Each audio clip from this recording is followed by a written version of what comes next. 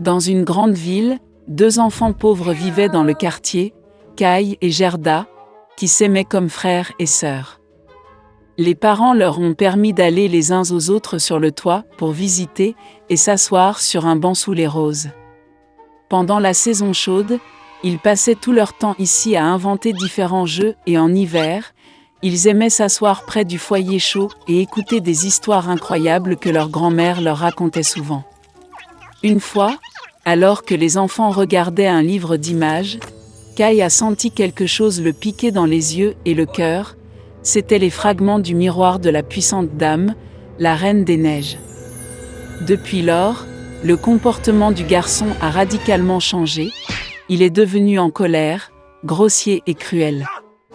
Un jour, Kai a fait de la luge et n'est jamais revenu. Quand Gerda a appris la disparition de Kai, elle a pleuré pendant un long moment. Mais elle était sûre que Kai était en vie, alors elle décida de partir à sa recherche. Pendant longtemps, Gerda a marché à travers les forêts, à travers les champs, puis elle est tombée sur une magnifique maison, enterrée dans les fleurs. L'hôtesse est sortie vers elle. C'était une vieille sorcière avec un grand chapeau de paille. La vieille femme aimait vraiment Gerda, et donc elle a ensorcelé la pauvre fille et l'a laissée avec elle pour toujours. Gerda a oublié le but de son voyage et a passé beaucoup de temps à jouer dans le magnifique jardin de l'hôtesse hospitalière. Une fois, elle a accidentellement vu une rose et s'est souvenue de Kai, et se réveillant immédiatement de la magie, elle a pris la route. Sur le chemin, Gerda a rencontré un grand corbeau intelligent. Il a dit à la fille qu'il connaissait une princesse sur le point de se marier et que son fiancé ressemblait beaucoup à Kai. Le corbeau accepta de lui emmener Gerda. Une fois dans le palais, Gerda a réussi à voir le futur prince. Malheureusement, ce n'était pas Kai. La princesse, ayant entendu la triste histoire de la jeune fille, lui a offert une voiture d'or avec un cocher et des domestiques, ainsi que des chaussures, un manchon et une robe magnifique. Et Gerda a pris la route.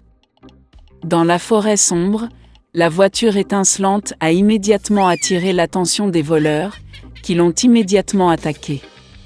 Le voleur a fait prisonnier Gerda. Elle a emmené Gerda au château du voleur pour montrer sa ménagerie, qui contenait des pigeons forestiers et des reines de Laponie. En entendant l'histoire de sa captive, le voleur eut pitié d'elle et la laissa partir avec le renne à la recherche de Kai. Le renne a amené la fille à la vieille femme Lapone, qui a réchauffé et nourri la jeune fille épuisée. Elle a écrit quelques mots sur la morue séchée à son amie Fine, qui vivait près du palais de la Reine des Neiges, en lui demandant de l'aider.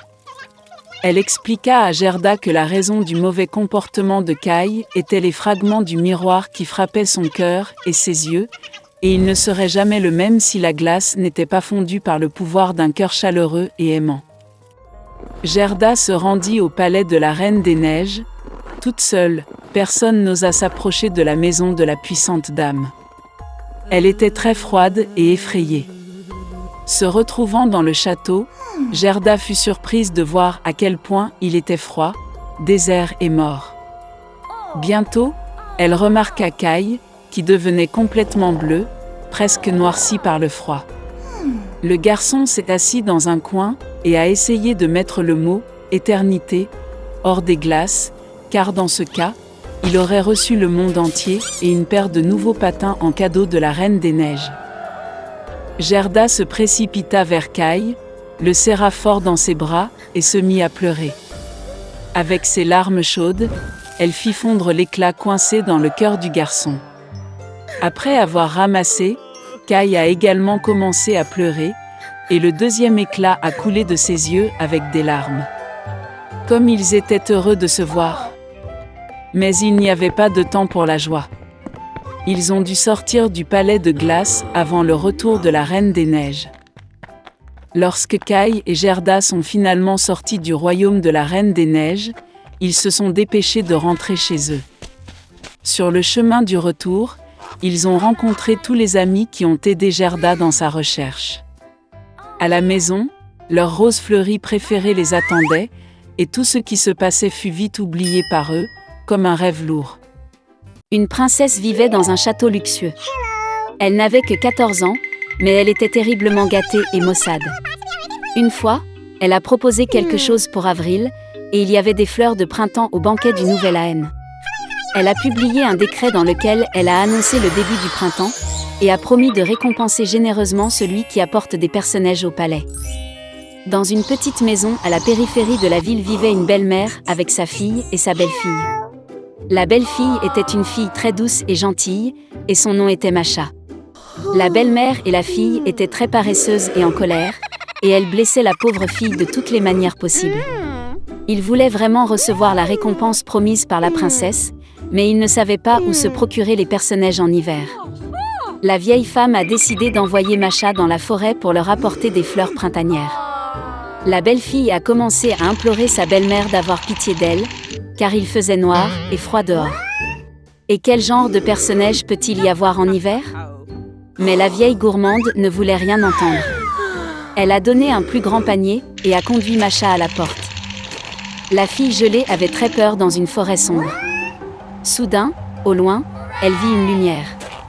Elle était ravie et est allée à sa rencontre. Il s'est avéré que c'était un grand feu ardent, et 12 personnes se réchauffaient autour de lui. Reprenant courage, la fille s'est approchée d'eux et leur a dit que la méchante belle-mère l'avait forcée à aller dans la forêt et à ramasser des personnages. Il s'est avéré que c'était 12 mois. Les frères se sont sentis désolés pour Masha et ont décidé de l'aider.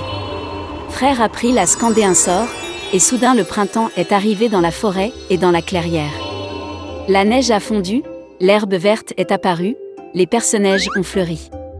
La fille a commencé à ramasser des fleurs et en a bientôt rempli un grand panier. Le jeune April l'aimait beaucoup et il lui a donné une bague magique. En cas de problème, il doit être jeté au sol, jeter un sort, et les 12 mois viendront à la rescousse. Masha les remercia et rentra chez elle. Lorsque la fille a ramené les personnages à la maison, la belle-mère et la fille en ont été très surprises. Masha était très fatiguée du voyage et s'est immédiatement endormie profondément. Sa demi-sœur soupçonnait que quelque chose n'allait pas.